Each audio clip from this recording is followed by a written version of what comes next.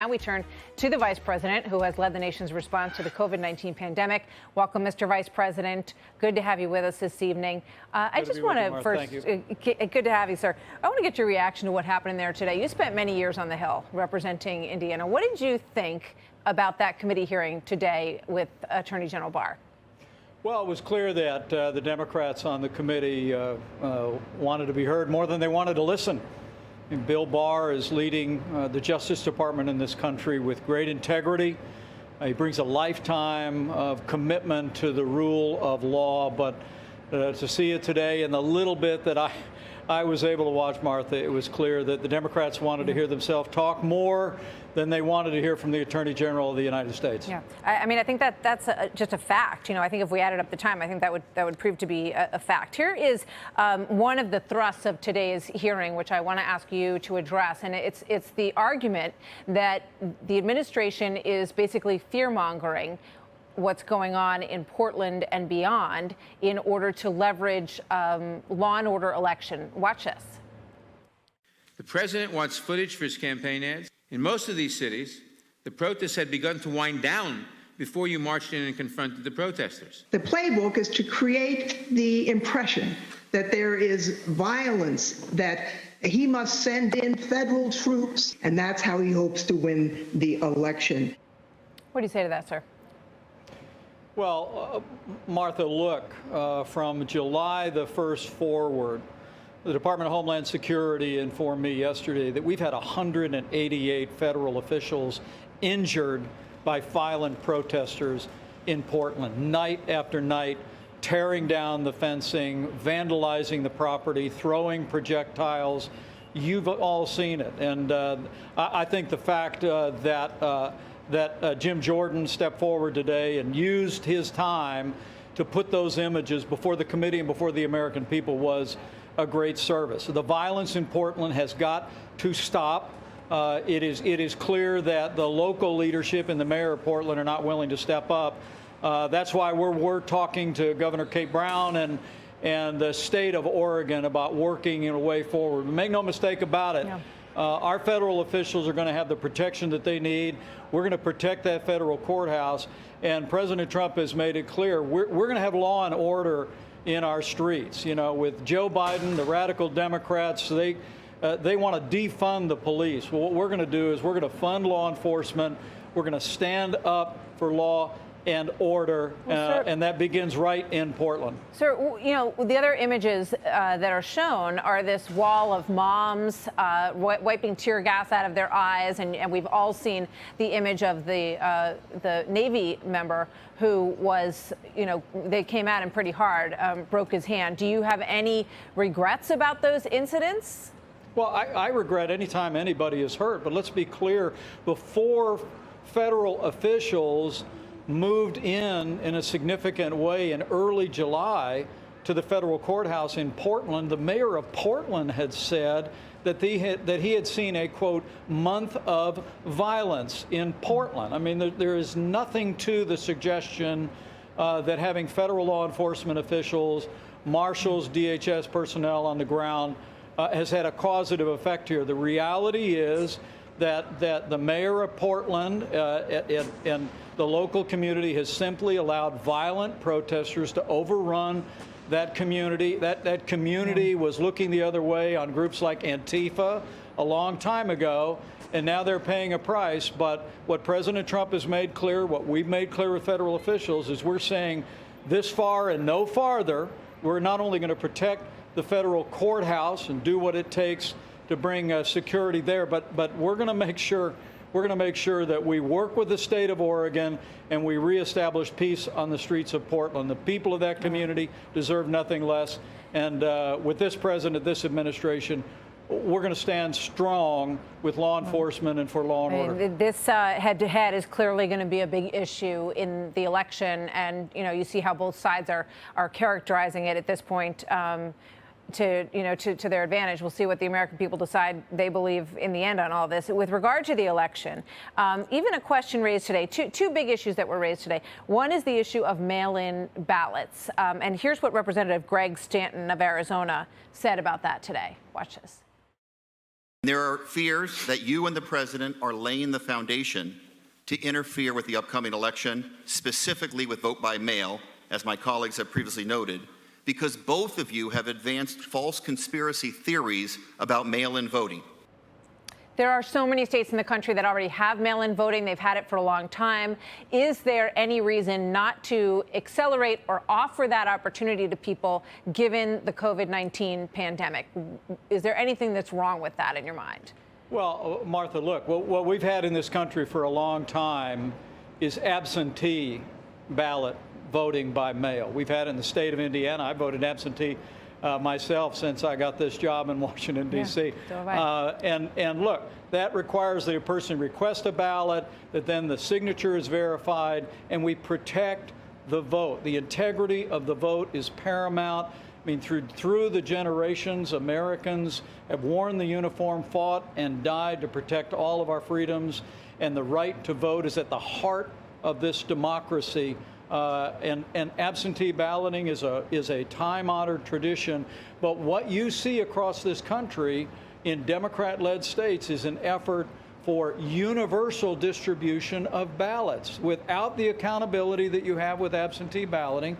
And when you combine that with states like California that actually allow what's called vote bundling or vote harvesting, you see where the entire ability for widespread fraud is very real. And what you're hearing from President Trump, and you will continue to hear from this administration, is a commitment to protect the one person, one vote integrity of our electoral system.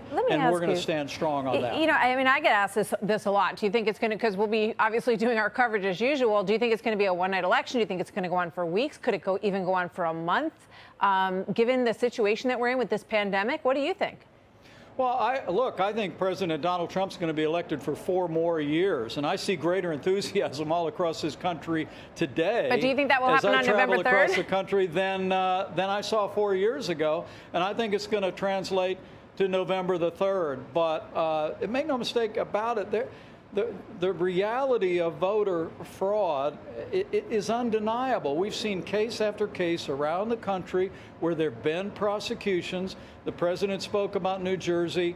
We've seen it in other states. In my own state of Indiana in 2012, there was a Democrat super PAC that was involved in our elections. That literally, there was a group of people that were prosecuted for falsifying ballots. This happens, Martha. And I got to tell you, when you think about the price we have paid for this democracy through the generations, my father wore the uniform in combat, my son's in the Marine Corps, my son-in-law's in the Navy.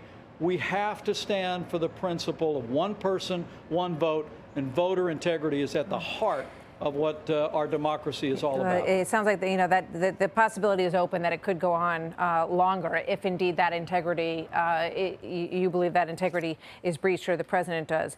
So we'll stay tuned to see where that goes. I was listening to the former Vice President Joe Biden today, and he was speaking about his Build Back Better plan. One of the things that he mentioned was that he was trying to seek more equity in terms of racial justice. And he said that he would be open to the idea of more farmland for black and brown farm owners. Do you think that it is proper to allocate benefits or resources in this country based on the color of people's skin?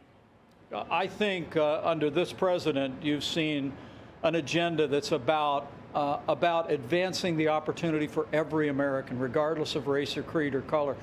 Martha, I couldn't be more proud that in our first 3 years, because this is a president who cut taxes, rolled back regulation, fought for free and fair trade, and supported educational opportunities for every American. We saw the lowest unemployment rate ever recorded for African Americans.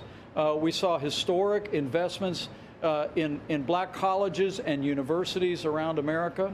And with Senator Tim Scott, we saw the creation of more than 8,000 opportunity zones in cities that are attracting investment. You know, if Joe Biden and the Democrats want to do something for minority communities, how about let minority families choose where their children go to school?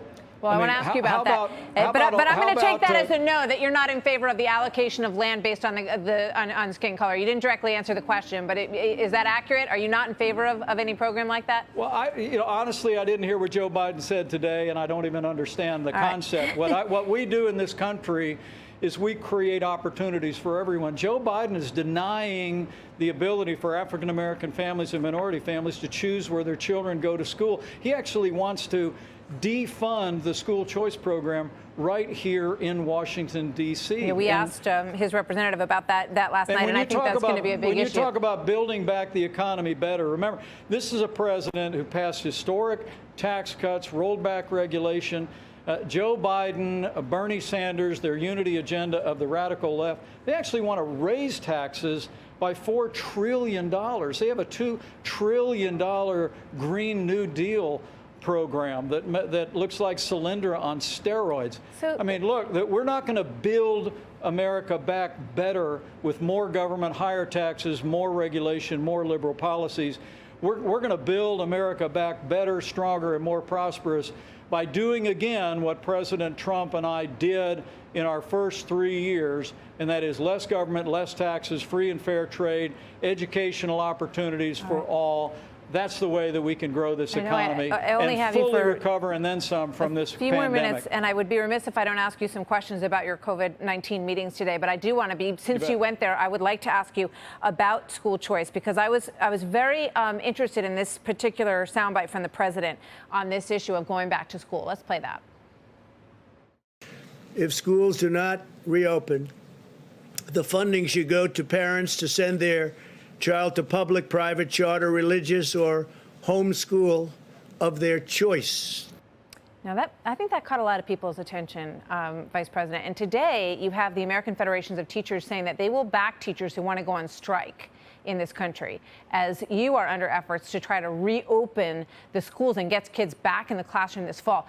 So what does that look like? If I'm a parent in America and my school says they're closed and President Trump says that I can somehow use that money for school choice, that's not on the books right now. What if I really want to make that happen? How can I do that? Well, it's one of the reasons why we're demanding that a significant portion of any additional relief funding for education in our states actually go to support school choice programs around the country. But look, Martha, I'm married to a school teacher. She's getting ready to be back in the classroom this fall.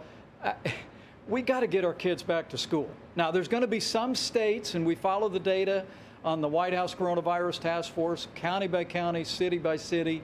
There's going to be some areas that will want to move in a more measured way. We'll respect governors and states as they make those decisions. But look, CDC put out guidance last week that recommended that we get our kids for their academic well-being and their health and well-being back into the classroom. We know the risk of the coronavirus to healthy children is very low. We know that there are real costs that disrupting, education for special needs kids, disrupting nutrition. I mean, the reality is our kids are going to be better off in school, and by working with the states, implementing CDC guidance. But can they, as the president said, can parents send their children to a public, private, charter, religious, or homeschool or other choice under the current law? Do they have that option? Martha, the president said they ought to be able to do that. There's been no greater champion of school choice in the history of this country than President Donald Trump. We're going to continue to stand for and advocate that principle. But right now, it's absolutely essential, and we're working with every governor to get our kids back in school. It's best for our kids academically and personally. It's best for working families. And as we open up America, we got to open up America's school. And make no mistake about it, Martha, as CDC said again last week, as American pediatricians said a couple weeks ago, we can safely reopen our schools. And at the president's direction, we're going to work our hearts out to get our kids back in the classroom. Organizations, a lot of teachers, a lot of pushback on that. And I know that there's a lot of charter schools and religious schools that would love to have the opportunity to offer those spots to those kids. So that's something we're going to watch closely. Okay, vaccines. Some of the sort of reality check on vaccines is that, once they're out there, it's not going to be an instant everything is better now, everybody gets the vaccine. There's, some doctors saying they may work for some people, they might not be a complete umbrella for others. What can you tell us right now about how different it will be at the end of this year or the beginning of next year? Well, look, just yesterday, I was in Florida. The president was in North Carolina. We literally saw in record time the start of phase 3 clinical trials for the first coronavirus vaccine. Yeah, that's remarkable. Now, Martha, you understand this, but people need to understand a vaccine usually takes years to develop. But what President Trump did early on was say we need to clear away any red tape barriers. He called on our pharmaceutical industry to step up and to accelerate the process without cutting any corners on safety. And now we've got a half a dozen different vaccine platforms that are in development. And I got to tell you, when you got Dr. Fauci saying that it's not if, it's when we have a vaccine, it gives you the signal that we really have great confidence that by this fall we're going to have a vaccine. And the really exciting thing is under Operation Warp Speed, we're literally producing those vaccines right now. We're purchasing millions of syringes right now so that the moment that the FDA says that a vaccine is safe and effective, we will have the supplies on hand to literally offer vaccines to tens of millions of Americans. Yeah, that is not the way it usually happens. The day that it gets approved. All right, before I let you go, testing. I had a close friend who needed to get a test this week, was told 7 to 10 days until they would get the results back. I mean, by that time, anybody that if you've got it, anybody you came in contact with, I don't know how you're going to contact trace that person. The wait is too long. Everybody says this everywhere you go. When are we going to see a situation where you can either do a home test or you can get a test result back in 24, 48 hours at the latest? Well, first off, I think the American people should take great pride in the fact that 4 months ago, we were at a standing start. We'd done about 8,000 coronavirus tests. As of today, we've done 55 million coronavirus tests because of the public-private partnership that President Trump initiated early on. We're actually doing 800,000 coronavirus tests a day on average. That being said, particularly in some hotspot areas, we're dealing with some delays. The average amount of time we're told from the commercial labs, which do half of the testing, is about 4.5 days. It's one of the reasons why the FDA this last weekend approved what's called pooling, Martha. This will allow these commercial labs not just to test one swab at a time, but to test 5 and 10 samples and that at a time. hopefully will speed it up. And it'll speed it up. But also remember, the other half of testing is done very quickly because half of testing in this country is already being done with point-of-care tests that turn it around in 15 minutes or at hospitals and in hospital labs. You know, when people are in hospitals, we want to get that test done immediately. Yeah. We're working with research hospitals around the country to make sure we do it. That's great if you can get it. I went all through. I Googled every single place in the entire state of New Jersey, and you can't get a rapid test, unless you're in a hospital. One last thing on that, Martha, if I may. We're also distributing 15,400 Abbott point-of-care 15-minute tests to every single nursing home in America. Well, that's important. That's very important. 600 last week, 600 this week. And in the next four weeks or so, every nursing home in America will have a 15-minute test to be able to test residents and faculty, and we hope very soon, when it's approved, visitors visiting loved ones. I've got to jump out there. I'm going to get cut off. Vice President Mike Pence, thank you very much, sir. Great to have you with us. Good to be with you, Martha.